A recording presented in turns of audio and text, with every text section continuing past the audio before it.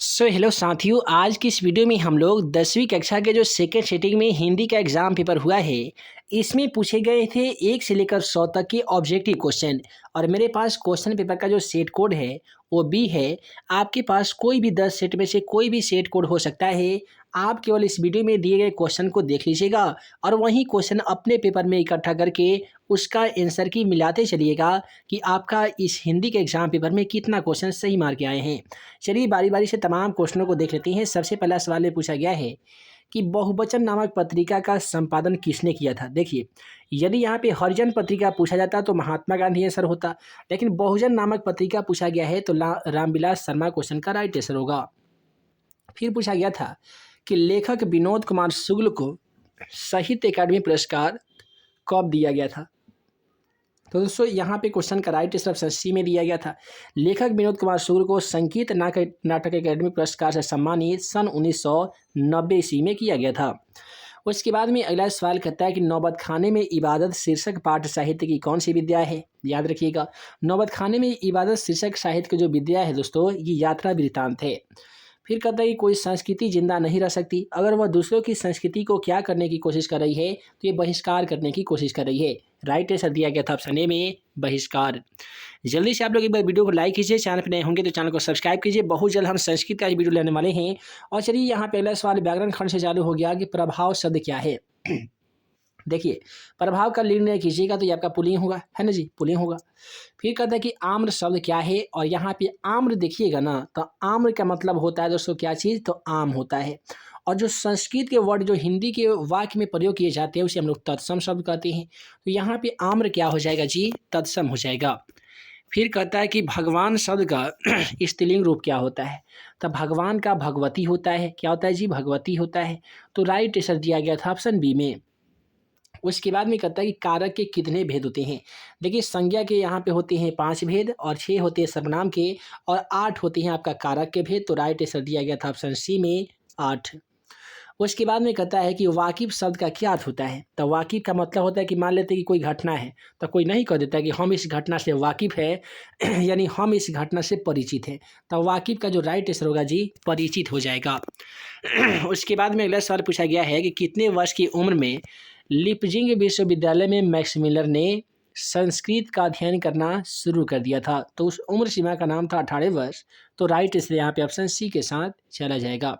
अगला सवाल है कि हॉकर्स कौन थे। देखिए दोस्तों, हॉकर्स कौन थे, तो यह एक भूवैज्ञानिक थे। तो हॉकर्स भूवैज्ञानिक नहीं बल्कि ये वनस्पति वैज्ञानिक थे।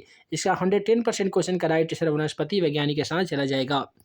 फिर कहता है नृवंश विद्या का संबंध किससे है। याद रखिएगा, नृवंश विद्या का जो संबंध है वो जंतु विज्ञान से है। राइट आंसर डी में दिया गया था। उसके बाद में है कि कामसूत्र के रचयिता कौन है। देखिए, कामसूत्र के रचयिता जो थे वो कुंतुक थे। कौन थे दोस्तों, कुंतुक थे। उसके बाद में पूछा गया था कि शिक्षक का क्या अर्थ होता है। तो शिक्षक का जो अर्थ होता है वो रंग होता है। क्या होता है जी, रंग होता है। तो 86वां क्वेश्चन का राइट आंसर ऑप्शन ए में दिया गया है। उसके बाद में कि मराठी, नेपाली और नेवारी भाषाओं की लिपि क्या है। तो देखिए, मराठी, नेवाली और जो नेपाली है, इस भाषाओं की जो लिपि है दोस्तों, ये है देवनागरी। और देवनागरी लिपि नेपाल की भी है और भारत की भी है। अगला सवाल पूछा गया कि नागरी लिपि शीर्षक पाठ कहाँ से लिया गया है। देखिए, नागरी लिपि जो शीर्षक पाठ है ना जी, ये भारत के लिपियों की कहानी से ली गई है। तो इसलिए क्वेश्चन 88 का जो राइट आंसर दिया गया था वो ऑप्शन ए में दिया गया था। फिर है कि निर्मला कौन थी। पाठ्य पुस्तक पढ़े होंगे तो मालूम है कि लेखक की पत्नी का नाम था निर्मला। राइट आंसर बी में दिया गया था। उसके बाद में है कि सूखा पत्ता किस लेखक की रचना है। देखिए, सूखा पत्ता अमरकांत जी के हैं, और अमरकांत के द्वारा बहादुर चैप्टर भी लिखा गया है। वर्णों के उच्चारण समूह को क्या कहते हैं, तो आप सभी को मालूम होगा कि वर्णों का उच्चारण का जो समूह होता है उसे वर्णमाला कहते हैं। क्वेश्चन में 91 का जो राइट आंसर हो जाएगा ऑप्शन ई हो जाएगा। अगला सवाल पूछा गया है कि भ का उच्चारण स्थान क्या होगा। आप सभी को मालूम होगा कि प फ ब भ, तो भ का उच्चारण स्थान क्या होगा जी, ओष्ठ हो जाएगा। फिर कहता है कि ल व्यंजन क्या है। तो ल जो है ये अंत अवस्था व्यंजन है। तो राइट आंसर दिया गया था ऑप्शन सी में। अगला सवाल कि किसकी अंतिम ध्वनि स्वर होती है। देखिए, अंतिम ध्वनि जिसकी स्वर होती है इसे मुक्ताक्षर कहते हैं। क्या कहते हैं जी, मुक्ताक्षर कहते हैं। महाशय शब्द का सही संधि विच्छेद क्या होगा? तो हम तो यही कहेंगे सर कि महाशय का जब सही संधि विच्छेद किया जाता है तो महा जुड़ आशय होता है, जो कि ऑप्शन ए में दिया गया है। तो इस क्वेश्चन का जो सही जवाब हो जाएगा ऑप्शन ए हो जाएगा। एकमात्रिक उच्चारण को क्या कहते हैं? देखिए, एकमात्रिक उच्चारण को हम लोग ह्रस्व दीर्घ कहते हैं। तो राइट आंसर यहाँ पे सी में दिया गया था। छ त्र ज्ञ कौन से व्यंजन है?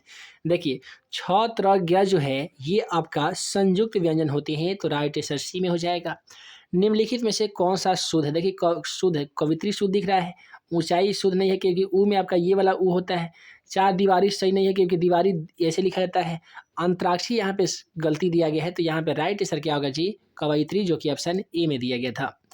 उसके बाद कह कि निम्नलिखित में से विराम चिन्ह का विषमयाधि बोधक चिन्ह क्या होता है? तो यहाँ पे ऑप्शन ए में दिया गया था। इस प्रकार से जो चिन्ह होते हैं वही होते हैं विराम चिन्ह।